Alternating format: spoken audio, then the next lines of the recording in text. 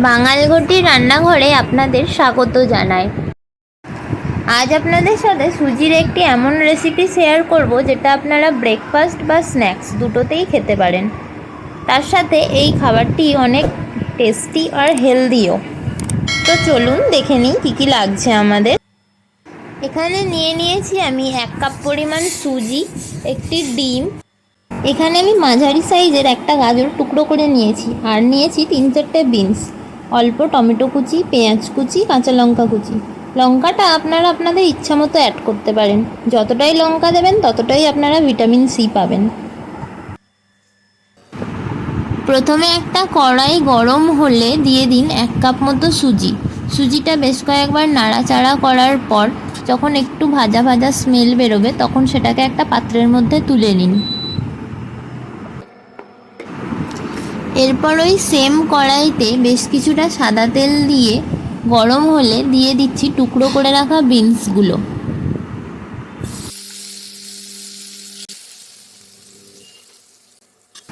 স্বাদ মতো নুন ও হলুদ দিয়ে একটু নাড়াচাড়া করে নেবেন।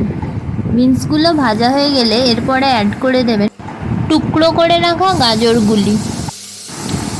ওপর থেকে সামান্য গোলমরিচ গুঁড়ো ছড়িয়ে কয়েকবার নাড়াচাড়া করার পর চাপা দিয়ে ওগুলোকে সেদ্ধ হতে দিয়ে দিলাম।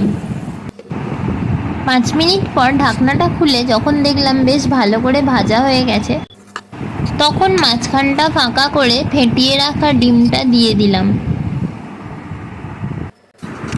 ডিমটা যখন ভালোভাবে ভাজা হয়ে যাবে তখন সব কিছু একসাথে একবার নেড়ে চেড়ে একটা পাত্রের মধ্যে তুলে রাখতে হবে। আমার কাছে কয়েকটা কাঁচা বাদাম ছিল, সেইগুলো যতটুকু তেল কড়াইয়ে বেঁচেছিল তার মধ্যে ভেজে নিলাম। এরপরে কড়াইতে দিয়ে দেবেন কিছুটা কালো সর্ষে। যদি আপনাদের কাছে কারি পাতা থেকে থাকে তাহলে দিতে পারেন, কিন্তু আমার কাছে ছিল না তাই দিইনি। এরপর অ্যাড করে দিচ্ছি কুচিয়ে রাখা পেঁয়াজ, কাঁচা লঙ্কা ও টমেটো। কড়াইতে সামান্য একটু নুন দিয়ে নাড়াচাড়া করার পর অ্যাড করে দিচ্ছি ভেজে রাখা সবজিগুলো কয়েকবার নাড়াচাড়া করে নিয়ে দিয়ে দিচ্ছি আগে থেকে ভেজে রাখা সুজিটা ভালোভাবে মিশিয়ে নিয়ে দিয়ে দিতে হবে জল।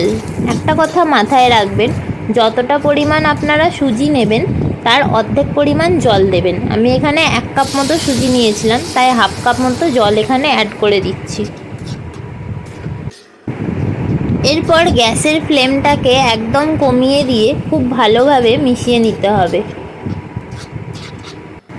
বেশ কয়েকবার ভালো করে নাড়াচাড়া করে নিয়ে যখন দেখবেন সুজিগুলো ঝুড়ো ঝুড়ো হয়ে গেছে, ব্যাস রেডি আপনাদের গরমাগরম ঝাল সুজি।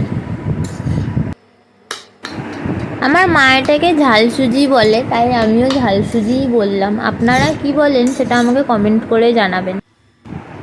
যদি আপনাদের এই রেসিপিটি ভালো লেগে থাকে তাহলে লাইক, কমেন্ট ও শেয়ার করে চ্যানেলটিকে একটা সাবস্ক্রাইব করে দেবেন। ধন্যবাদ।